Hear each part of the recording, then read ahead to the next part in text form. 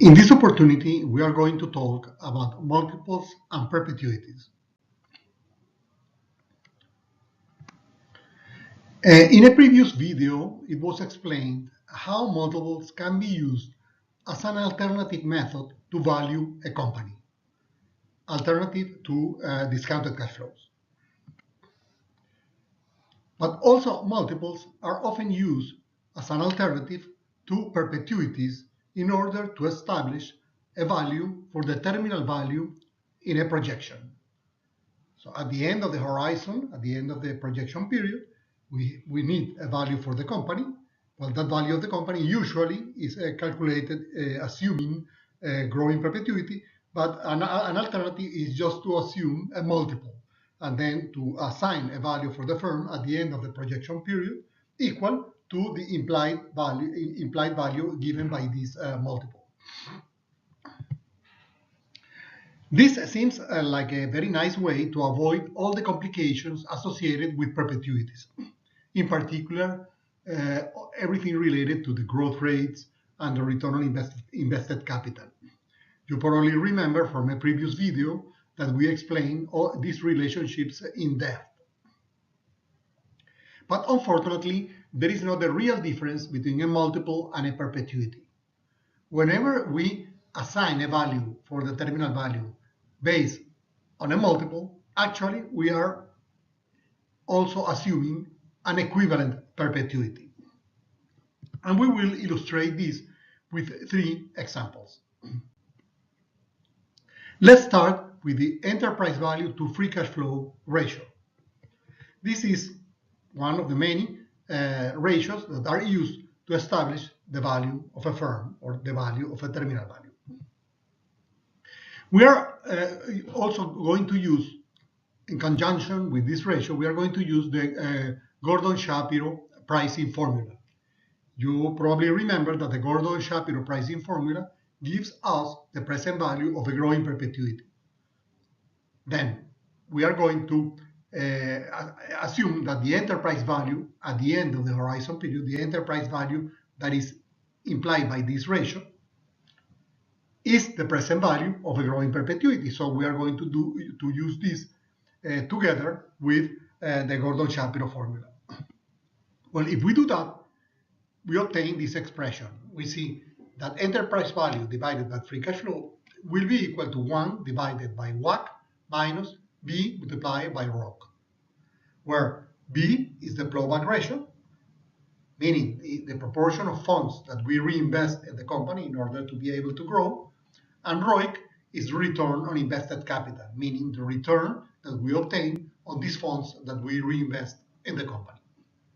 So it is clearly seen that whenever we assume a value for this ratio, enterprise value to free cash flow, actually there is a direct implication on a plowback ratio B and a ROIC, return on invested capital. Okay, so they are not independent.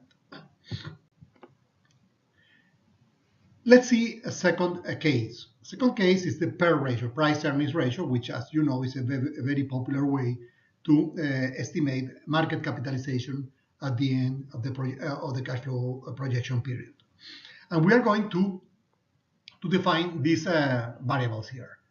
Pn is the stock price at P equal N. En plus 1 is earnings per share at time equals N plus 1. B, the plowback ratio. RE is the discount rate on equity. ROIC is a return on reinvested earnings. And EAT is earnings after taxes at N plus 1. So we also know that the price-earnings ratio can be expressed as the market capitalization divided by earnings after taxes, simply because we can multiply numerator and denominator by the number of shares. If we do that, then the price-earnings ratio is very clearly seen as perfectly equivalent to market cap divided by earnings after taxes. We also know that the price-earnings ratio can be expressed with this formula here by using the Gordon-Shapiro formula. So Given that we know that the price-earnings ratio is equal to the market cap divided by earnings after taxes, and we use that in conjunction with this formula, then we obtain that market cap will be equal to earnings after taxes multiplied by this fraction here. So, in conclusion, if we assume a price-earnings ratio in order to establish a market cap at the end of the horizon period, that assumption of the price-earnings ratio has a direct implication on B and ROIC. So whenever we assume a price-earnings ratio, actually we are making assumptions about the plowback ratio and the return on invested capital.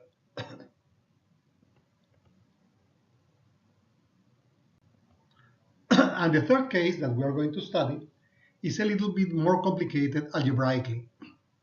We're going to look at the enterprise value divided by earnings before interest and taxes. This can be expressed in a first step by this ratio here. Well, enterprise value, by using the Gordon-Shapiro formula again, can be expressed as the free cash flow multiplied by 1 plus G, the growth rate, and divided by WACC minus G. And in the denominator, we simply re-express earnings before interest and taxes at time n plus 1 in terms of EBIT at time n and the growth rate. Also, we know that EBIT at time n can be expressed in terms of NOPAT and also in terms of free cash flow in this way that we are showing here. If we put these two things together, it can be shown that enterprise value over EBIT can be expressed with this formula. So enterprise value divided by EBIT is equal to 1 minus TC, the corporate tax rate, multiplied by 1 minus B, the plowback ratio, and divided by WACC minus G.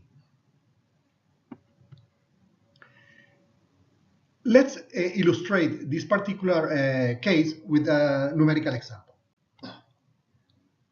Imagine that we have a company with the following data.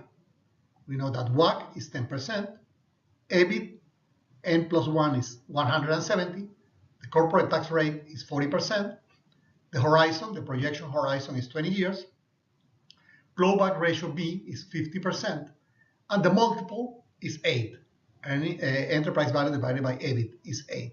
This is a multiple that we are going to assume in order to calculate the terminal value or to estimate the terminal value at the end of the horizon.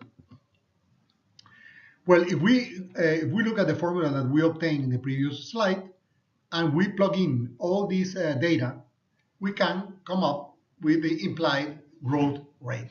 So this multiple of 8 has an implication, a direct implication on a growth rate of 6.25%.